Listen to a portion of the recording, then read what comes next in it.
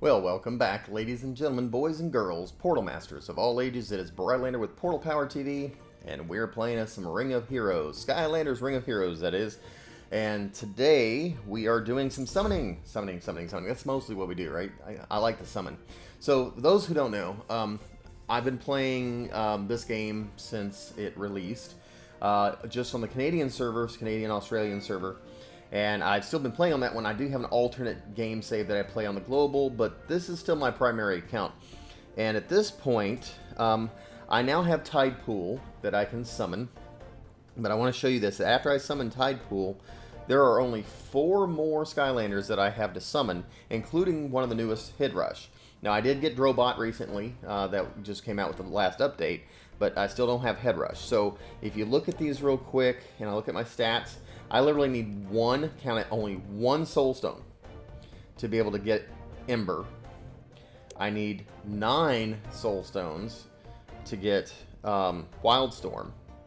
I need a lot, to get Head Rush, and then I only need 5 more to get Mysticat.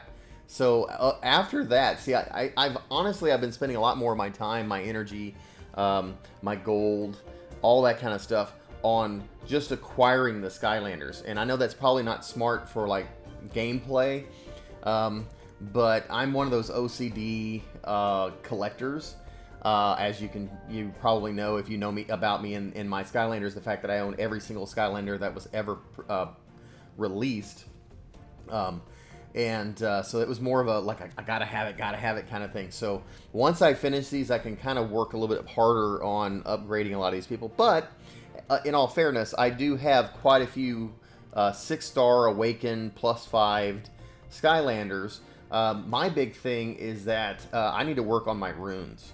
I've been spending all my gold and stuff like that and everything trying to get and upgrade these guys, 6-star Awakened and stuff like that. But I do have to start working on my runes a little bit more to be able to, for the B8, B9, B10, all that kind of fun stuff. So there will be a game shift, paradigm shift in my gameplay here very, very shortly.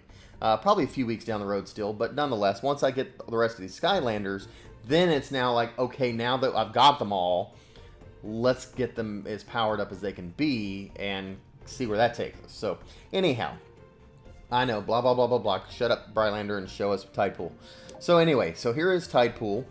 Let's switch over to what this looks. So, pre-summoned right here in black and white. We get to see what she looks like. Her skills, so she's got a total of 5. The Squid Pistols is her first skill. It's a 1 enemy attack. 2 mana, 15-second cooldown. Not too bad. But fires an ink at an enemy, 80% chance to grant focus aggro on the ally with the highest defense for 1 turn when attacking fire or magic element opponents. So again, this is one of the Skylanders that you have to know who you're going to be fighting against. Remember who is fire or magic, and know to use her for those. So again, but fire and magic, we take a step back. I don't know why I went out that far. But if we look up here,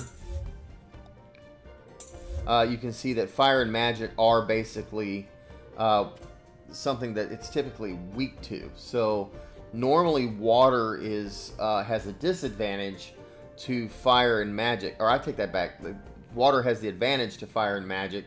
And so if you're attacking one of those two, it makes a little bit more sense that that particular skill will apply. So 80% chance, you can skill it up to where there's 100% chance.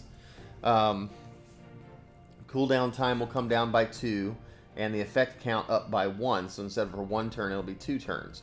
So I'm not really sure how she'll play out in the end.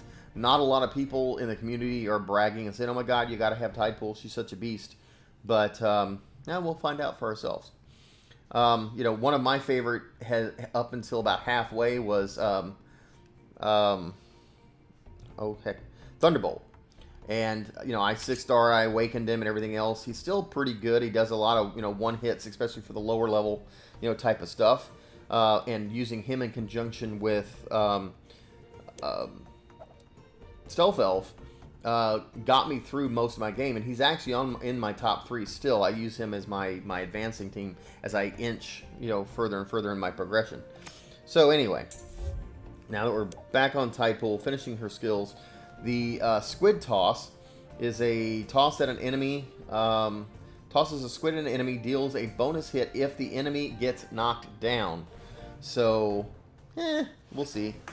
It's got a 5 mana, kind of high, low cooldown, but that's bonus hit. We'll just have to see how powerful it is. You can skill it up by 25 more percent, and as well get 1 reduction in mana as you skill that particular one up. The third skill is called Whale Tail. That is summoning a whale and charges with it at an enemy. 10% chance to deal heal. 10%. If the ally is... Yeah. This is good. Sometimes it gets difficult. 10% chance. Let's start over. Bleh. 10% chance to deal heal on an ally if the enemy has a debuff. So, but when you skill this up, let's see, 5, 10, 20, 30%. So that's only taking it to 40% total. I don't like that. Don't like it at all. Anyway, so next is the Blinding Ink. 30% chance to cast accuracy down effect onto an enemy for 1 turn when the attack lands. You can 5, 10, 15, 20% on top of that, so it only becomes a 50-50. See, I'm not liking that. I'm not liking her at all at this point. And then the that was, of course, passive. And then the leader skill increases the critical hit damage by 15% of all allies in duels. So, and that can be gone up by 7, 11, 15 more percent. So up to 30% extra on critical damage. Now that makes her worth it. Her leader skill is really the only viable skill that I see that she has. So, but of course you have to skill that sucker all the way up to make it worth anything. Anyway, so she looks cool though. That's what we're doing right now. Let's go ahead and do her summon.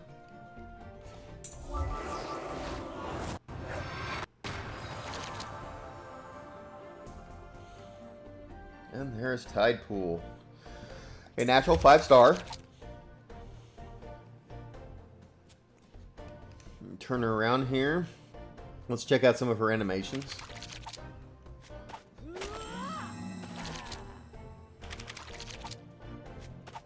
That's kind of it. I was hoping we'd get like some semblance of like the whale or something like that. But let's take her just to get to see her in action. We're on easy, that's good. We're going to edit and take all these guys off of here. We'll leave my spectators on just for whatever. There she goes. Save that, and let's go into battle. Keep in mind she doesn't have any runes on her right now, so for some reason she doesn't survive.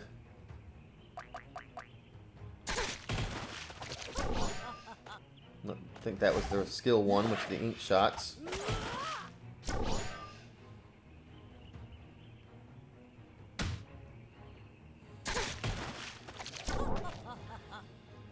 What is that? That was kind of interesting.